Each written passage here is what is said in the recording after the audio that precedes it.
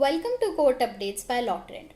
Today, the Supreme Court has launched an app for providing links to the virtual courts to the media. Attendees included Supreme Court's E-Committee of Justice D.Y. Chandrachud, Justice A.M. Khanwilkar and Justice Hemant Gupta. Chief Justice N.V. Ramana stated it was actively considering the proposal to telecast live proceedings of the Supreme Court on trial basis in at least some cases, but would take the consensus of all before taking any concrete steps. A plea has been filed in the Supreme Court through Advocate Prashant Bhushan stating that forcing people to get vaccinated for COVID-19 was unconstitutional. Dr. Jacob Paliyal, an ex-member of the National Technical Advisory on Immunization, has filed a petition against mandatory vaccination on preconditions of access to essential services. In many parts of the country, citizens are coerced into taking the vaccine on the condition of losing their jobs or access to essential services. Such force is coercion and violation of fundamental rights of the citizens. The ex-CJI S.A. Bobde has granted mercy to two court officers who were sacked in 2019 for allegedly tampering with judicial order. It was passed in contempt proceedings to exempt the personal appearance of Anil Ambani. These two officials, Mr. Manav Sharma and Mr. Tapan Kumar Chakravarti, were granted mercy after request by the Supreme Court Employees Association. Court has held that in exercise of power under section 167 of CRPC, the courts can direct for a house arrest. A bench of Justice U.U. Lalit and Justice K.M. Joseph passed a judgment while considering the bail application of Gautam Navlak involved in the Bhima Koregaon case. The court further observed that ordinarily a custody under section 167 of CRPC is understood as police or judicial custody only. The concept of house arrest under custody in section 167 of the CRPC has not been addressed by the courts.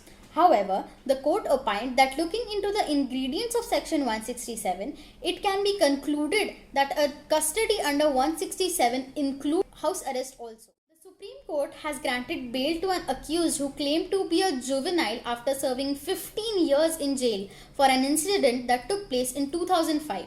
The division bench comprising of Justice Vineet Saran and Dinesh Maheshwari directed additional and sessions judge of the fast-track court in Kolkata to inquire in the case and submit his report within 2 months.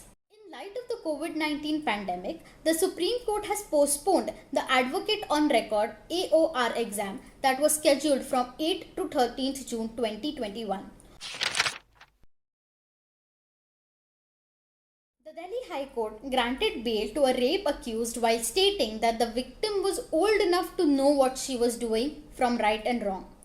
The bench opined that the girl, 23 years old, was old enough to decide what is right and wrong. The court further observed that the prosecutrix did not complain to the police or lodge an FIR when she was in Mohali, nor did she report the incident when she returned to Delhi in 2016 or 17. The Delhi High Court has asked the Delhi government and centre why, under the Essential Commodities Act, oxygen concentrators have not been declared essential commodities. While under the Act, oxygen gas, cylinders and essential medicines are essential commodities, the law is not clear about medical equipment. While under the Act, oxygen gas, cylinders and essential medicines are essential commodities, the law is not clear about other medicinal equipment. There are many laws that regulate and monitor the price of medicines and equipment, while the National Pharmaceutical Pricing Authority has the power to set maximum prices for medicines and can be used to control the prices as well. A PIL has been filed in Allahabad High Court at Lucknow, raising various grievances with respect to COVID-19 management in Uttar Pradesh.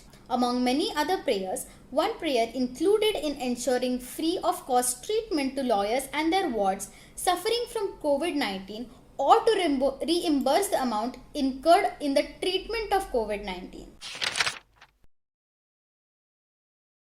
A COVID-positive lawyer undergoing treatment at the Delhi hospital joined the hearing of a case through video conferencing from his bed while wearing an oxygen mask. The Delhi High Court appreciated this gesture very much.